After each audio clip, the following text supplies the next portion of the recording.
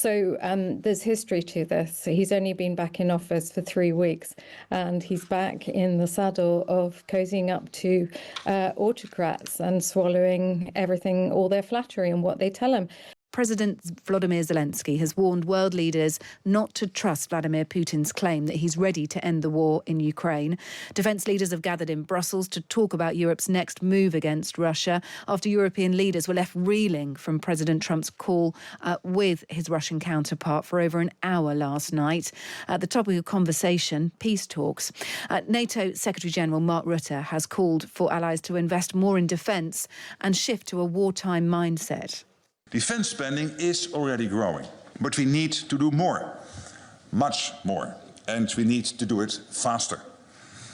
It is clear from our discussions today that allies recognise the need to invest much more. Several announced large increases in spending in today's meeting, and I expect many ministers to return home from today's meeting with an even greater sense of urgency. That was Mark Rutte speaking there. Well, I'm joined now by the Times World Affairs editor, Catherine Philp. Catherine, good evening. Hello. We just heard from the US President Donald Trump. He said he trusts that Vladimir Putin wants peace with Ukraine. I think he would tell me if he didn't, Trump has told reporters within the last half an hour. He seems pretty convinced. That might be quite different to the sentiment from EU leaders, though. Indeed. Trump has got a history of being rather easily convinced by things that Vladimir Putin tells him. I was in Helsinki when the two last met for their summit, when in Trump 1.0, and Trump stood next to Vladimir Putin and told the world that he believed Putin over his own intelligence agencies, over Russian meddling in the elections. So there's history to this. He's only been back in office for 3 weeks, and he's back in the saddle of cozying up to autocrats and swallowing everything, all their flattery and what they tell him. And you only had to read Trump's post on Truth Social last night, where he talked about how he and Putin had discussed their great countries and their mutual sacrifices in World War II, to really be able to imagine the kind of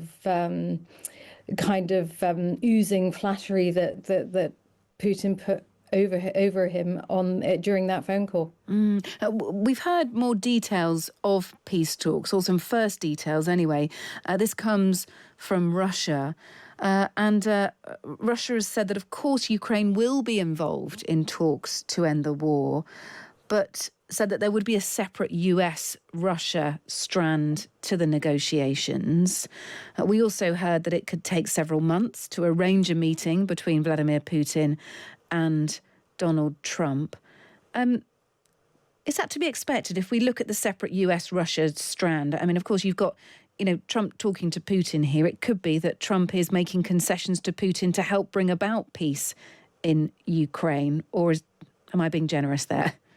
A little generous. I think the problem with what Trump has already conceded is that he's done it before he's even entered these negotiations. Now, if you contrast this with Trump's negotiations over tariffs with his own allies, he's come from a maximalist position. I mean, even on the issue of Gaza, he came out with a proposal so preposterous that no one in the world, frankly, thinks, even Israel, thinks that it could possibly happen. So he is in the business of putting forward maximalist demands, and yet he's done the exact opposite when it comes to these talks, and he's made concessions on Ukraine's behalf without ever involving them. The fact that he called Zelensky after he had made these concessions in his phone call with Putin, I mean, that's pretty jarring.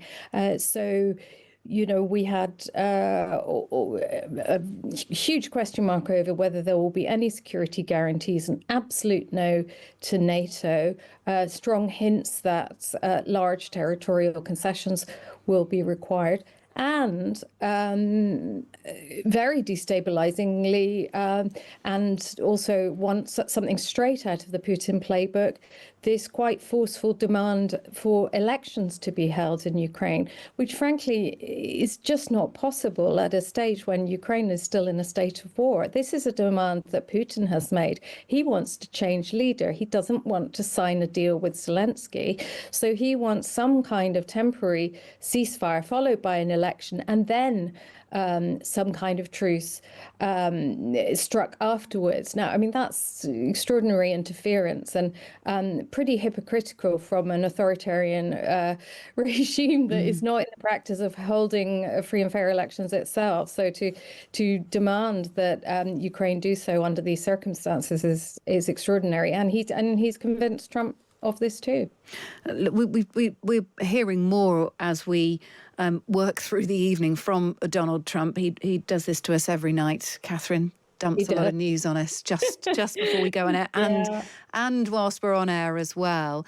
We also understand that Trump has just been telling reporters at the White House he'd love to have Russia readmitted back into the G7. What do you make of that?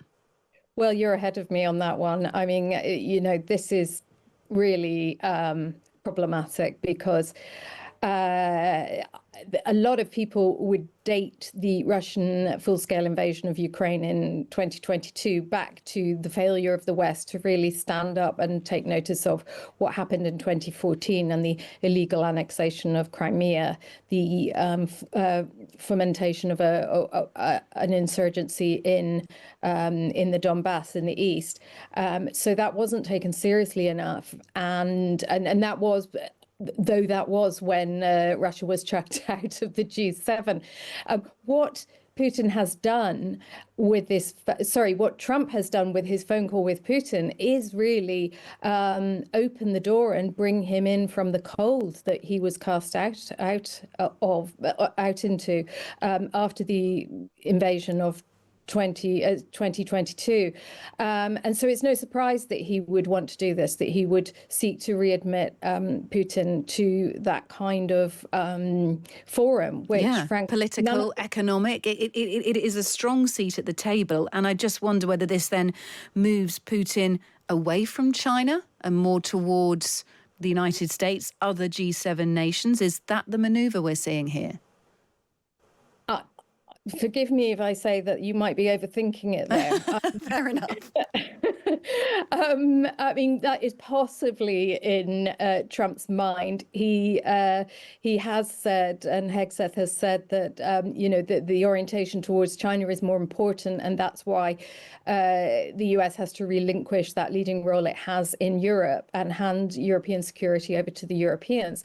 But there is no question of the partnership between China and Russia. They've called it a partnership without limits, and China has actively supported Russia's aggression in Ukraine. So whether that, I think that really Putin's being offered the best of all worlds, rather than, I just don't see why he would be pried away from China by that offer. It gives him a door into every forum. Yes, exactly. It gives him more of a stake. Yeah, certainly. Well, perhaps this is us starting to hear some of the detail of that lengthy telephone call between Donald Trump and Vladimir Putin. Was readmission into the G7 forum, the political and economic forum, discussed. It could well have been. We'll see what other hints Donald Trump drops over the course of the evening. Catherine Philp, always great to speak to you, Catherine. Thank you. In Kyiv at the moment, the Times World Affairs editor. Let's get more of a sense of what's happening on the ground then by speaking to Sarah Ashton Cirillo. She's a former sergeant in the Defence Intelligence of Ukraine. She served with the Defence Forces of Ukraine from 2022 until just very recently. Sarah, good evening to you. Hello, Kate. It's great to be back with you and your audience at the Times Radio. And I have a feeling we're going to have an interesting conversation for the next few minutes. I think we are. Look, first of all, tell me how the news of peace talks, as organised by Donald Trump and Vladimir Putin between them, with some input, it seems, from President Zelensky. Tell me how that news is being received in Kyiv right now. Well, let me jump in right there and say that there are no peace talks without Ukraine. And so President Zelensky very much was appraised, and as he said today, it was unfortunate. I'm paraphrasing President Zelensky. It was unfortunate that the call went to Putin first, but it was not something that damaged the discussions. And as you were just speaking with your last guest, who's also here in Kyiv at the moment, the response to the unfolding news was seismic. Obviously, people were hanging on every word. And what I've tried to implore folks, especially supporters of Ukraine, to remember and realize is that it isn't so much the words that are typed out by President Trump or are spoken by Secretary of Defense Hegseth. It's what do we really see through actions on the ground, and what will we see as a final product? Because one of the best things that President Trump has shown himself being able to do is to keep enemies off guard and understanding that they won't know what his next move is. And I think President Zelensky realizes that as well. And that's why there is a restraint coming from Kyiv when it comes to this emotional outburst by many of Ukraine's supporters. Yeah. Look, if we look at this more broadly, and you've been completely embroiled in this, and I think we can all agree that war is never a good thing. Death of civilians, military personnel from any nation is never a good thing. Those are the casualties of war, of course. And many people will have reached a point where they think, well, what is at stake here for Ukraine and for Russia? And does Ukraine have to pivot? And actually, you know, we've heard from Zelensky this to some extent, that he's open to peace talks. He's sort of set out sort of guardrails, I suppose. He's set out some of the non-negotiables, but we've not heard a lot from him on that. But we do know that he's up for talking. And I think we also know that he realises that he is going to have to do and say and be part of these discussions. He wants to be part of them, because otherwise, inevitably, it may be done without him. I know that EU leaders, and you're saying it can't be done without President Zelensky at the table. He can turn on his high heel and walk off, or he can be part of this. But it sort of feels a bit inevitable. And I'm sure that you won't want me to hear that, but it feels like something will come sooner or later on peace, on trying to find a way through this, which, you know, ultimately has to be a good thing, doesn't it? A just peace is the outcome that President Zelensky has discussed aiming for. And part of a just peace is ensuring the sovereignty, the liberty, and the liberation of Ukraine, while also understanding the reality of the situation of what is within reach at the moment, what might be within reach in 5 to 10 years, and further down the road. Again, there is no negotiations without Ukraine at the table. I think President Zelensky's shown that. There was great pressure on President Zelensky and his team to negotiate something in Istanbul in April of 2022. It was a very bad deal at that point, and his hand is much stronger now. Also, don't forget that President Zelensky and President Trump have a long history, one dating back to President Trump's first term. They met in September of 2024 in the lead up to the elections where President Trump won a second term. So these two men are familiar with each other. They are both men who made their own fortunes through different sort of non-traditional means. And in many ways, they speak the same language.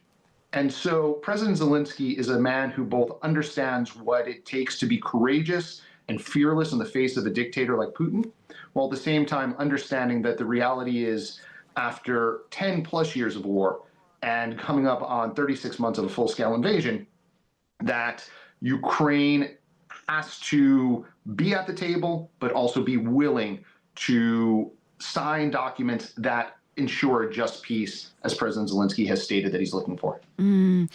Look, finding a way through is a really difficult conundrum, and Donald Trump is determined, it seems, at the moment to be a part of this. Can Zelensky and Trump, focus on their common ground? And what has Donald Trump said to Vladimir Putin in order to get him to the table? We've heard this evening that it could be that Vladimir Putin wants readmission to the G7 political and economic forum of, prized Western nations.